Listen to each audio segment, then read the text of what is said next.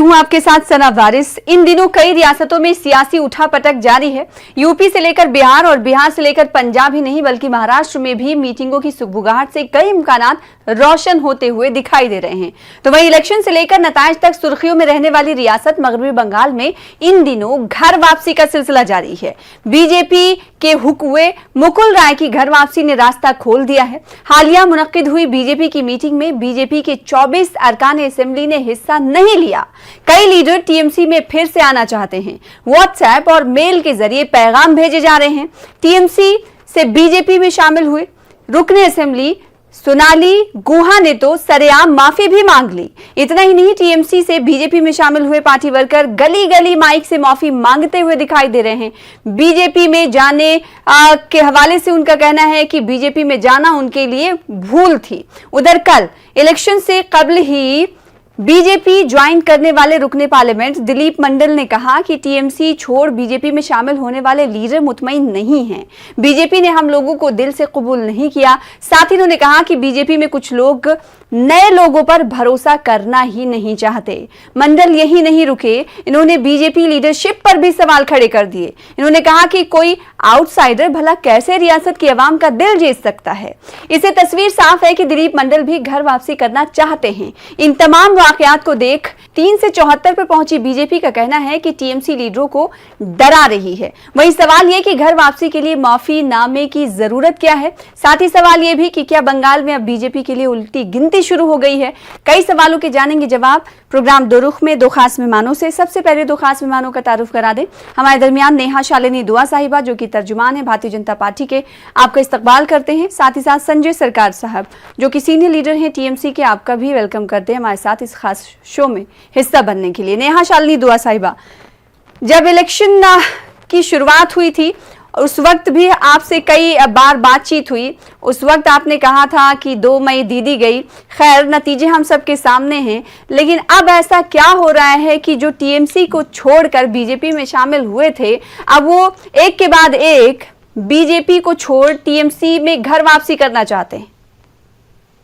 जी, उन्हें अपॉर्चुनिस्टी कहेंगे। और दूसरा, जो लोग टीएमसी में शामिल होना चाह रहे हैं वो उन्हीं की पार्टी को छोड़ के पहले हमारी पार्टी में आए, अब हमारी पार्टी में जाना चाह रहे क्योंकि उनको डर है जो हिंसा और जो आतंकवाद ममता बनर्जी ने वहां पर पश्चिम बंगाल में फैला रखा है, तो उनको अपनी जान का खतरा है।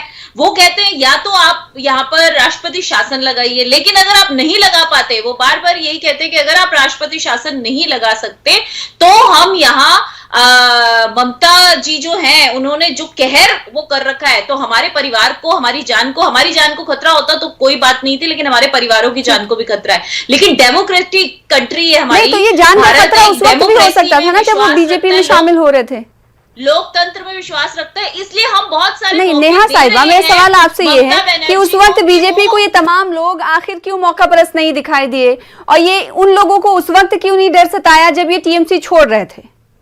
नहीं, हमें कोई डर नहीं है। नहीं, उन लोगों को जो बीजेपी से छोड़कर जा रहे हैं, आप टीएमसी में घर वापसी कर रहे हैं। देखिए, घर वापसी आपने कहा मौका परस्त है, तो क्या वो उस वक्त मौका परस्त नहीं थे जब टीएमसी को छोड़कर बीजेपी में शामिल हो रहे थे? तो आपने मौका परस्त को दावत दी, इसका मतलब हो जाएगा तो ये लोग कुछ भी ऐसा नहीं कर पाएंगे। अभी इनको डर है, अभी ये घबराए हुए हैं, लेकिन जब ये विधायक पास होकर लागू कर दिया जाएगा तो ये कुछ नहीं कर पाएंगे। तो फिर इनकी मर्जी, ये यहाँ रहे या वहां रहे। लेकिन ऐसे लोगों का किसी भी पार्टी में मुझे लगता है कि जगह फिर नहीं रहती। और आज हम मानते हैं कि ममता जी ने जो वहां आतंकवाद फैला रखा है उससे लोग डर कर, क्योंकि ममता जी का खुद का बयान है, जो डर गया सो मर गया। मतलब वो अपने आप को एक तरह से गब्बर से कंपेयर करके कह रही है, जो डर गया सो मर गया। तो ठीक है भाई, आप इतना ज्यादा अगर आतंकवाद फैलाएंगे तो हर किसी का अंत तो होता है, हर बुराई का अंत होके अच्छाई आती ही है। तो भाजपा ठीक है, आज वहां प्रॉब्लम है भाजपा के कार्यकर्ताओं को, भाजपा पार्टी के विधायकों को, भाजपा में ज्वाइन करने वाले हर इंसान को वहां पर डर है अपनी जान का, इसलिए या तो वो वहां से पलायन कर रहे हैं या उनको अपनी जान से वही तो मेरा सवाल है नेहा साहिबा कि ये डर अभी क्यों, पहले क्यों डर नहीं हुआ जब वो बीजेपी में शामिल हो रहे थे तब? देखिए, पहले काफी हद तक यही सब तरफ यही था कि हमारी ही पार्टी जीतेगी, भाजपा ही वहां आएगी, इसलिए वो लोग भी वहां से तोड़कर अपनी पार्टी छोड़कर हमारी पार्टी में आए। लेकिन कहीं ना कहीं जैसा हमने पहले भी आपको संजय सरकार साहब, टीएमसी कितना डर बना के रख रही है कि आपके लीडर जो भारतीय जनता पार्टी में शामिल हुए वो घर वापसी करना चाहते हैं। अभी तो अगर बात सुनील मंडल की करें तो सुनील मंडल ने भी इशारे दे दिए हैं कि आपकी पार्टी में वो दोबारा वापस आना चाहते हैं। ना सिर्फ सुनील मंडल बल्कि पार्टी कार्यकर्ताओं की बात करें तो वो गली गली जाके माइक से माफी मांग रहे हैं। तो पार्टी में वापसी के लिए माफीनामे की आखिर जरूरत क्या है? साना जी, इसको पहले भी आपको चैनल में हम डिबेट में बैठे थे, उस दिन हम आपको उस दिन बैठ के बताए थे जो भारतीय जनता पार्टी को 40 विधायक और 9 सांसद हम लोग को संपर्क में हैं जी। तो आप उस खबर को भी आप अच्छे तरफ से बोले थे। क्यों? हमने देखिए पहले से हम बता रहे, हमने 2021 से हम लोग खेला चालू किए हैं। 2024 में नरेंद्र मोदी को दिल्ली से उतार के खेला खत्म कर देंगे। हाँ, तो कौन बैठेगा दिल्ली की कुर्सी पर? मैं आपको एक एक करके आता है। बोल रही हैं अभी शालिनी जी जो बता रही थी, तो अभी बताई ना जो वहां पर आतंक मचा रहा है। अच्छा, चुनाव के पहले इनको जो अध्यक्ष था दिलीप घोष, क्या बोला था मालूम है? ओपन, जो आप लोग भी, आपको चैनल में भी दिखाया था, बोला हम लोग 2 मई को सत्ता में आ रहे हैं, तृणमूल को जो कार्यकर्ता हैं उनको घर से निकाल के गोली मारेंगे और पैर के ऊपर झुला के रखेंगे उसका। और दूसरे नंबर पर तृणमूल महिला कांग्रेस को जो हम लोग को देखिए, महिला जो कार्यकर्ता है ये काफी अच्छे काम करता है, बोले वो कार्यकर्ता को हम लोग घर से निकाल के द्रौपदी जैसे वस्त्र हरण करेंगे। किसने बोला था? दिलीप घोष ने बोला था। ठीक है, चमड़ी उठा देंगे, किसने बोला? दिलीप घोष। सायंतन बसु किसने बोला? बोला उसको 4 आदमी को क्यों सुतेलकुची में मारा, 16 आदमी को सीना में क्यों नहीं गोली चलाया? राहुल सिन्हा बोला घर घर से निकाल के मारेंगे। शुभेंदु अधिकारी ने क्या बोला था? क्या बताया था? बताया था हम 2 मई को आने के बाद जोगी जैसे बंगाल को भी ठीक कर देंगे, जो माइग्रेंट हिंदू भी बांग्लादेश से आए हैं उनको भी यहाँ से भगाएंगे। ठीक है, एनआरसी करेंगे, सीधे लात मारेंगे, उधर भगाएंगे। ठीक है, इसे तक नहीं, ठीक है, वो बात ठीक है, वो तो बयानात की बात है, बयानात आपके लीडरान ने भी दिया था। मेरा सवाल ये है कि कितने अभी लीडर आपके संपर्क में हैं जो आना चाहते हैं, घर वापसी करना चाहते हैं? अभी तो ये हो रहा है कि उनमें हिम्मत नहीं है शायद ममता बनर्जी से वो बात कर सकें या किसी बड़े लीडर से बात कर सकें, तो इसी वजह से हम सुन रहे हैं कि मेल भी किया जा रहा है, व्हाट्सएप भी किया जा रहा है, गली कूचों तक लोग कार्यकर्ता पहुंचे। तो मेरा सवाल ये है कि अभी कुछ देर पहले मैंने जिक्र किया है कि मिलने का जिनका नाम सोनाली गुहा है, उन्होंने तो सरेआम माफी मांग ली। तो मेरा सवाल यही था कि आखिर पार्टी में घर वापसी के लिए माफीनामे की आखिर जरूरत क्या है? क्यों, क्या ये समझा जाए कि टीएमसी कहीं ना कहीं सरेआम ये दिखाना चाहती है कि आप माफी मांगे तभी हमारी पार्टी में आए कि आपसे भूल हो गई थी, गलती हो गई थी, वरना हमारी पार्टी आपको दोबारा एक्सेप्ट नहीं करेगी? नहीं सना जी, डराया जा रहा है। नहीं, डराया तो हमने देखिए, नहीं डराया तो हमने नहीं ना, डराया तो भारतीय जनता पार्टी ने। सीबीआई देके, ईडी देके, इनकम टैक्स देके, डीआरआई देके, एनआईए देख के, सब देके धमका के सबको भारतीय जनता पार्टी को अंदर लिया। और इसने कहा कि 2021 के चुनाव को पहले लोग सब तृणमूल छोड़कर भारतीय जनता पार्टी में शामिल हो गया। देखा दीदी को जो खेल है, मैदान में जो खेल है, 213 हम लोग पार कर गए थे। अभी और 5 सीट में इलेक्शन हो, 218 हम लोग हो जाएंगे। ठीक है, 218 अपने चुनाव में जीत के हम लोग करेंगे। और भारतीय जनता पार्टी को मैं बताता, 2024 मतलब 2023 को नवंबर तक देखते जाइए, 10 विधायक उनको पार्टी में नहीं रहेंगे। और जो सांसद को 2 सांसद अगर बच गया भारतीय जनता पार्टी को 18 से, तो सोच लिया बहुत बच चुके हैं। और हम लोग को संपर्क में, अगर हम कल ये सीधे तौर पर कह रहे हैं, संजय सरकार साहब ये कह रहे हैं कि 2023 में भारतीय जनता पार्टी के पास 10 एमएलए भी नहीं बचेंगे। तो क्या ये माना जाए कि जो बीजेपी की कुछ दिनों पहले मीटिंग मुनक्किद हुई थी उसमें 74 एमएलए को जाना था, जिसमें 50 गए थे, 24 नहीं गए थे, तो क्या इसकी शुरुआत हो गई? मतलब ये तो खुलेआम यहाँ पर भी धमकी दी जा रही है ना कि आप खुद देखिए, जो एमएलए बाहर आके, अगर औरतों को भी बाहर आके ये कहना पड़ रहा है सरेआम, मतलब गलियों में घूम घूम के कि दीदी माफ कर दो, दीदी माफ कर दो, इसका मतलब तो कहीं ना कहीं पीछे से बंदूक उनके परिवारों पे रखी हुई है।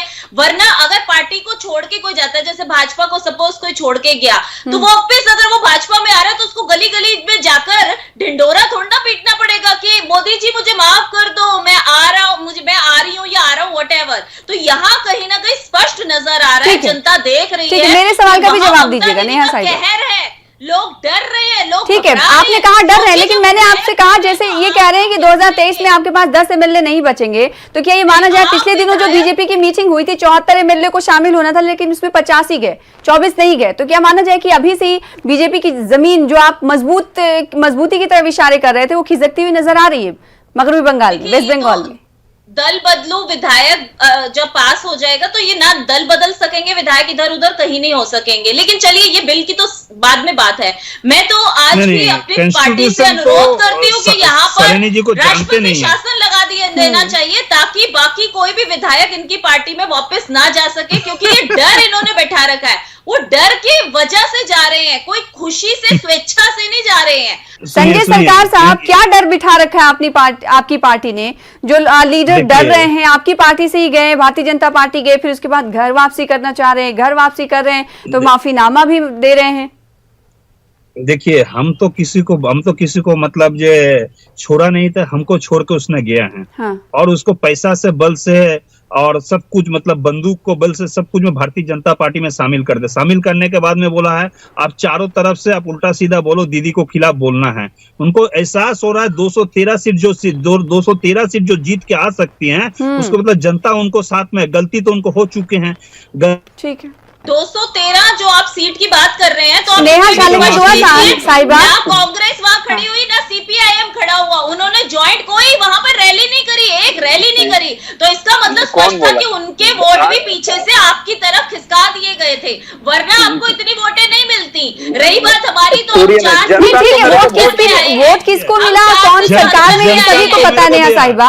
जनता वोट किसको मिला, सरकार हमने बनाया, आपको नहीं दिया, जनता आपको नकार दिया है।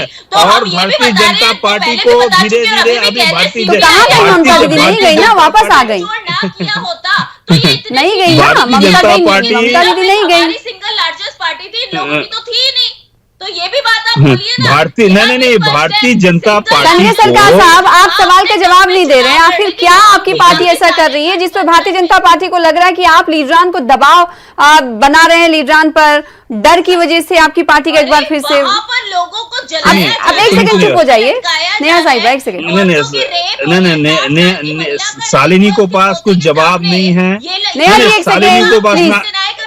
शालिनी को पास ना जवाब है, नहीं, शालिनी को पास ना जवाब है, ना लॉजिक है, ना नॉलेज है, दोनों नहीं है।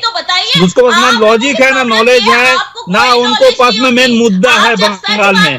उसको पास में कुछ नहीं है, सिर्फ चिल्ला सकती है और कुछ बोल नहीं सकते हैं। बंगाल में हम तो जनता को बीच में हम लोग मोहब्बत में जीत के आए हैं, और मोहब्बत के तौर पे वो मेरा पार्टी में शामिल होना चाहता है। दीदी का डेवलपमेंट में वो शामिल होना चाहते हैं। दीदी को डेवलपमेंट जो बंगाल के लिए, जनता के लिए है, उसमें पूरा जनता शामिल हो रहे हैं। टीएमसी छोड़ बीजेपी में शमूलियत इख्तियार करने वाले लीडरान को आखिर क्या बीजेपी में इतना बुरा लग रहा है जो वो पार्टी अब छोड़ने की बात कर रहे हैं? वो कह रहे हैं कि हम लोग बाहरी हैं, हम आए, लेकिन दिल से हमें एक्सेप्ट नहीं कर रही है भारतीय जनता पार्टी। तो क्या ये माना जाए सिर्फ नंबर्स के तौर पर, दिखाने के तौर पर भारतीय जनता पार्टी की ये कोशिश थी इलेक्शन से पहले? 150। एक सेकंड संजय सरकार साहब, एक सेकंड, मैं एक सेकंड भाई, एक सेकंड नेहा शालिनी साहिबा, पार्टी एक्सेप्ट नहीं कर रही। और संजय सरकार मुझे ये जवाब दे, 60 साल की महिला का जो रेप हुआ उसके पोते के सामने, और उसके बाद उसके पोते को भी धमकी, 6 वर्ष के बच्चे को धमकी दी जा रही है कि इसकी जान को खतरा है अगर इसने कौन से इलाके में, कौन से इलाके में, कौन से इलाके, नाम क्या है बताइए, नाम बताइए, नाम कौन से इलाके में, कौन से इलाके में बताइए, नाम बताइए। आप दिल्ली से बंगाल को नहीं दे सकते। किस इलाके का ये मामला है नेहा साहिबा? कौन इलाके का मामला है, नाम क्या है, कौन से वार्ड नंबर कितना है, उसको पूछिए ना नेहा साहिबा। जिस मामले की बात आप कर रही हैं वो पूछ रहे हैं किस इलाके की आप बात कर रही हैं, कौन से इलाका है, कौन से वार्ड का है, कौन से डिस्ट्रिक्ट का है, पूछिए उनको। कहाँ दिखा है आप बताइए ना। ये देखिए आप झूठ बोल रहे हैं, ये झूठी। देखिए भारतीय जनता पार्टी को अलावा झूठ के अलावा कुछ नहीं है कि इनको जो मुखिया प्रधानमंत्री एक झूठे आदमी है, इनके प्रधानमंत्री जो मुखिया है इनको बजरे आलम जो है ये झूठे नहीं तो नेहा साहिबा सीधे तौर पर नहीं तो ठीक है, आप कहाँ पर ये मामला पेश आया है वो पूछ रहे हैं, आप बता दो। उनको तो पता ही नहीं है, तो इसका मतलब वो गवर्नेंस सही से चला नहीं रहे हैं। तो आप बताइए ना, अपोजिशन पार्टी होने के नाते कहाँ पर ये मामला पेश आया, कब ये मामला पेश आया, कौन कौन दोषी है। नेहा जी आपको बताना है ना भाई, अगर गुड गवर्नेंस वो नहीं दे रही है तो आपको बताना होगा अपोजिशन के तौर पर। आप खाली सिर्फ ये बता रही हैं। कौन सा वार्ड में, कौन से इलाका, कौन सा वार्ड में हुआ बताइए। कर्मचारी का रेप हुआ और नहीं ये तो नहीं कहाँ पर हुआ। अरे नेहा महारानी बताइए कहाँ पर हुआ। नहीं नेहा महारानी को पूछिए कहाँ पर हुआ है। अरे संजय जी नाम क्या बताइए ना, तो दे दीजिए, नाम क्या है बताइए। पर आप नहीं बोलेंगे तब आप कहेंगे लगता है ज्ञान नहीं है, सारा ज्ञान तो आप ही बटोर के आते हैं, बाकी लोग तो ज्ञान भारतीय जनता पार्टी इसको डिबेट में नहीं बुलाना चाहिए। ठीक है, आप वैसे भी नेहा साहिबा वैसे भी आप बता नहीं रही है, एटलीस्ट नाम तो हम छिपाते हैं, नाम नहीं बताना होता है, लेकिन कॉन्फिडेंशियल होती है चीजें, लेकिन जगह का तो नाम बता सकती हैं आप। खैर इस बात को छोड़िए। संजय सरकार साहब आपसे मेरा वही सवाल कि जिस दबाव की बात, जिस डर की बात भारतीय जनता पार्टी कर रही है कि उनके लीडरान को दबाव में रखा जा रहा है, लिहाजा उनके पास कोई और चारा ही नहीं है कि वो टीएमसी को ना ज्वाइन करें। देखिए इनको जो प्रधानमंत्री है ना 1978 में ग्रेजुएट किए हैं, ठीक है ना, ग्रेजुएट 1978 कंप्यूटराइज सर्टिफिकेट निकाल के लेकर आया। 1990 में मेरे देश में कंप्यूटर आया 90 में, 90 में, और 1995 में उसको बोलने दीजिए, सुनने के इनको बोला। लेकिन टू द पॉइंट जवाब दीजिएगा संजय साहब, आप भी इधर उधर की बातें मत करिए, इधर उधर की बातें मत करिए प्लीज। नहीं हम बता रहे देखिए 1978 में इसको प्रधानमंत्री आपको मतलब ग्रेजुएशन किया है, कंप्यूटराइज सर्टिफिकेट। मेरे देश में कंप्यूटर है 90 में, ठीक है, 95 में एक्टिव हुआ। देखिए मार्कशीट भी जाल निकाल दे, जाली मतलब। अरे भाई तो उसका जिक्र यहाँ क्यों कर रहे हैं? मेरा सवाल आपसे ये है कि आखिर क्या हो रहा है बंगाल में जो लीडर डर रहे हैं, और अगर डर के आ भी रहे हैं तो माफी क्यों मांग रहे हैं सरेआम? क्या आपकी पार्टी ने शर्त रख रखा है लीडरान के सामने कि आप पार्टी के अंदर तभी शामिल हो सकते हैं जब आप खुलेआम सरेआम माफी मांगेंगे? साना जी मैं क्यों बोल रहा है, जो नेहा जो बोल रही थी ना अभी, जो कौन सा, हम इसी के लिए बोल, नेहा भी झूठ बोल रही है, इलाका का नाम बता नहीं पा रहा है, नाम बोल नहीं पा रहा है, कुछ नहीं बोल पा रहा है, कहाँ पर हुआ नहीं हुआ, उसको कोई खबर नहीं आया, न्यूज नहीं आया, कुछ नहीं आया। यही तो परेशानी है, डिबेट जिस मुद्दे पे होता है उस मुद्दे पर आप लोग बात नहीं करते। झूठ। और दूसरे नंबर बात, हम किसी को डरा नहीं रहे हैं, नहीं हम किसी को डरा नहीं रहे हैं। बंगाल में कॉमनवेल्थ फाइनेंस करने के कोशिश में थे, ये सबको जानकारी हो गया था। जब जानकारी हो गया तो ये बोला कॉमनवेल्थ फाइनेंस होने के मतलब एक दूसरे को मारते हैं, दुकान बंद होता है, बिजनेस बंद होता है। ठीक है, आपने सर्च कर लिया, ठीक है, आपने सर्च कर लिया इतनी देर में। नेहा शालिनी साहिबा आपने सर्च कर लिया, आप उस वक्त बता नहीं रही थी। आपसे मेरा सवाल ये कि आखिर भारतीय जनता पार्टी के लीडरान ऐसा क्यों कह रहे हैं कि पार्टी छोड़ने के बाद उन्हें तहे दिल से एक्सेप्ट नहीं किया गया? इसका मतलब ये है कि पार्टी को छोड़ने के बाद भी उन पर भरोसा नहीं किया गया। वो आनंद फानंद में तो उस वक्त चले गए, लेकिन इस वक्त उन्हें एहसास हो गया कि भारतीय जनता पार्टी में जाना उनके लिए बहुत बड़ी भूल थी। देखिए उनको एहसास हुआ तो ठीक है, वो चले जाए, ना तो उनको कोई पकड़ा हुआ था किसी ने, ना तो हमने कहा था कि भाई आओ, ना हम कह रहे हैं जाओ, आए भी वो अपनी मर्जी से भारतीय जनता पार्टी की स्थिति कैसे मालूम है? आने पे कहा जा रहा था कि भारतीय जनता पार्टी मजबूत होगी, जाने पे कहा जा रहा है भारतीय जनता पार्टी कमजोर होगी। सवाल इसलिए 294 विधानसभा में 150 आदमी दूसरे पार्टी से लेकर टिकट दिया था इनको, ठीक है, 200 इनको पास उम्मीदवार खड़ा करने के लिए भी नहीं था। साना जी औरत की इज्जत, एक सेकंड संजय जी मैं आऊंगी आपके पास। बंगाल में तो कहाँ कोई मुंह खोलेगा, हर कोई डरेगा ना। जब ममता दीदी मुंह से कहती है अपने कि जो डर गया सो मर गया, और खुद एक टिप्पणी भी उन्होंने दी जब 17 साल की लड़की का रेप हुआ मोतीपुर में, और उसके बाद उसको रेप करके मार भी दिया गया। मेदिनीपुर में कहाँ पर, कौन से जिले में? नहीं मेदिनीपुर कहाँ पर, कौन से जगह, कौन से मेदिनीपुर में? ईस्ट मेदिनीपुर में, वेस्ट मेदिनीपुर में? हमारी ये डिमांड है, ईस्ट मेदिनीपुर में ना वेस्ट मेदिनीपुर में? आपने क्यों नहीं, अरे बताओ ना, आपको प्रूफ है तो दिखाओ। क्यों नहीं बिठाई, क्यों नहीं गठित करी? मतलब नहीं हम पूछे कौन से मेदिनीपुर में हुआ है? भाजपा ईस्ट ना वेस्ट में किया है, या तो उसका रेप कर दिया जाएगा, नहीं ईस्ट, नहीं जिस एरिया में हुआ ईस्ट में हुआ है, वेस्ट में हुआ है, कहाँ पर हुआ? कुछ भी नहीं हुआ है। नेहा शालिनी साहिबा फिर वो सवाल आपसे कर रहे हैं, वही सवाल जिसका जवाब आप कुछ देर पहले सर्च कर रही थी। वही सवाल जिसका जवाब आप कुछ देर पहले सर्च कर रही थी जगह को लेकर, जिसको आप कोट कर रही थी, तो पूछ रहे हैं ईस्ट या वेस्ट मिदनीपुर में। ईस्ट मिदनीपुर ना वेस्ट मिदनीपुर कौन से ब्लॉक में किया है, कौन से सब डिवीजन में किया है, कौन से गांव में किया है, ये बताइए ना। देखिए इनको बस जवाब नहीं है, देखिए कुछ नहीं है, ये झूठ, ये नरेंद्र मोदी इनका मुखिया झूठ है, ये भी एक झूठी है, ये भी झूठी है। नहीं ये नरेंद्र मोदी जैसे फेक मार्कशीट लिए झूठ किया है, ये भी एक झूठ है। इनका प्रधानमंत्री आप लोग ऐसे ही बहस करते रहेंगे, ठीक है। संजय जी, संजय सरकार, आप ये बताइए कितने टीएमसी छोड़ बीजेपी में शामिल हुए लोगों से अभी इस वक्त कांटेक्ट है, कितने लोगों के आने के इम्कानात जाहिर किए जा रहे हैं, आपको तो मालूम ही होगा ना। फिलहाल 40 विधायक और 9 सांसद हम लोग के साथ में जुड़े हुए हैं। मैं भारतीय जनता पार्टी 294 जो सीट था विधानसभा यहाँ चुनाव लड़े थे, उसमें 150 जो सीट था टीएमसी, तृणमूल कांग्रेस, सीपीएम। एक सेकंड रुक जाइए भाई, उनकी बात सुन लो, मैं आपके पास लौटूंगी। नेहा जी एक सेकंड, वो बोल रहे हैं कि इतने असेंबली, इतने लीडर उनके रास्ते में हैं। बहुत बुरे आदत है, बहुत बुरे आदत है इनका।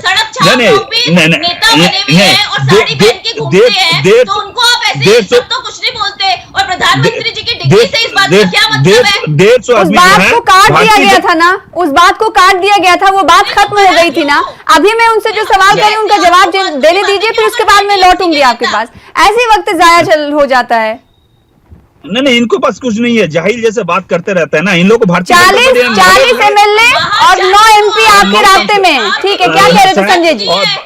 और देखिए 294 जो सीट हुआ था उसमें उम्मीदवार असेंबली हुआ था, उसमें 150 आदमी, 150 जो भारतीय जनता पार्टी जो उम्मीदवार दिया था, तृणमूल कांग्रेस और सीपीएम, सीपीआई, इनसे लेके सबको लेके इसने पार्टी का स्थिति का अपने पार्टी में इतना मजबूत स्थिति नहीं है जहां पर वो मतलब अपना उम्मीदवार भी खड़ा करेंगे। और एक चीज आपको सबसे ताज्जुब बात बताता है, दक्षिण 24 परगना पड़ता है अपने को, वहां पर क्या हो गया, देखिए वहां पर 12,300 बूथ था, जहां पर 3600 बूथ में Bharatiya Janata party 2 digit cross नहीं कर पाया, ठीक है। और भांगोर में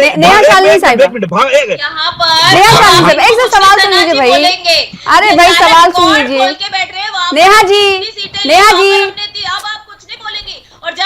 जी मैं आपसे सवाल कर रही हूँ, वो कह रहे हैं कि 40 एमएलए 10 एमपी उनके रास्ते में हैं, तो इसका मतलब ये समझा जाए कि बीजेपी में जो लीडर गए थे, शामिल होने गए थे, वो अब धीरे धीरे निकल रहे हैं।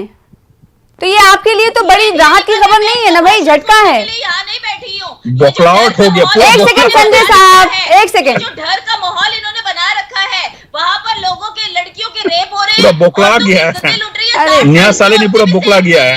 तो ऐसे में इन लोगों ने बंदूक हर किसी के परिवार के ऊपर रख रखी है कि यहाँ रहना है भैया 4 साल। नहीं ये बिहार यूपी नहीं है, बंदूक। संजय जी एक सेकंड, संजय जी मैं आपको इजाजत नहीं दूंगी बोलने के लिए, मैंने नेहा जी को रोका था। एक सेकंड, छोड़ेंगे तो प्रॉब्लम यही है, वही है ना कि मेरी आवाज धीरे कर भी दे, लेकिन जनता की आवाज अब धीरे नहीं होने वाली, और वहां पर राष्ट्रपति शासन भी लगेगा, और ममता दीदी का बहुत जल्दी अंत होगा, अंत उनके राज्य का, साम्राज्य का, जो कि रावण का भी अंत हुआ था, शूर्पणखा का भी अंत हुआ था, ऐसे ही ममता जी का भी होगा, क्योंकि इस वक्त वो वही काम कर रही है।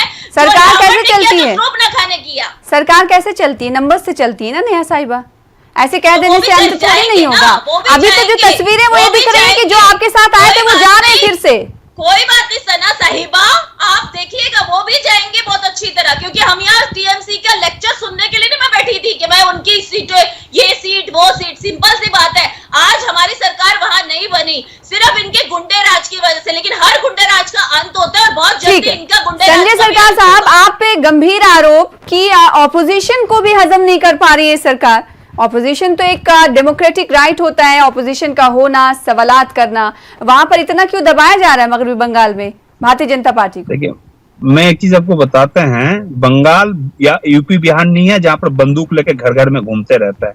यहाँ कल्चरल है, बंगाल का कल्चर के बारे में जानकारी नहीं है, संस्कार के बारे में जानकारी नहीं है। यहाँ पर रविंद्रनाथ टैगोर को पूजा किया जाता है, राजा राम मोहन राय को पूजा किया जाता है। यहाँ पर क्या होता है, रावण को नाश किया जाता है। रावण और दुर्शासन तो भारतीय जनता पार्टी में हाँ, और सुर्पनाखा तो आपको चैनल में बैठी है, ठीक है, सुर्पनाखा तो आपको चैनल में बैठी है। नहीं, सुर्पनाखा तो आपको चैनल में बैठी है, आपको साथ देश की इस तरफ से बात कर रहे देखिए। हाँ, तो और बंगाल में हम लोग बंगाल में हम लोग कोई बंदूक देके नहीं है। भारतीय जनता पार्टी दीदी का डेवलपमेंट में डेवलपमेंट है, लेकिन भारतीय जनता पार्टी का कहना है कि दीदी कहीं ना कहीं डर फैला रही है, जिसकी वजह से जो लीडर उनके खेमे में आए थे अब वो दोबारा घर वापसी करना चाहते हैं, क्योंकि उन्हें जीना है, ऐसा भारतीय जनता पार्टी का कहना है। बेहद शुक्रिया अदा करना चाहेंगे आप दोनों खास मेहमानों का प्रोग्राम दो रुख में शामिल होने के लिए, अपना अपना मौक़िफ़ रखने के लिए। फिलहाल इसी के साथ मुझे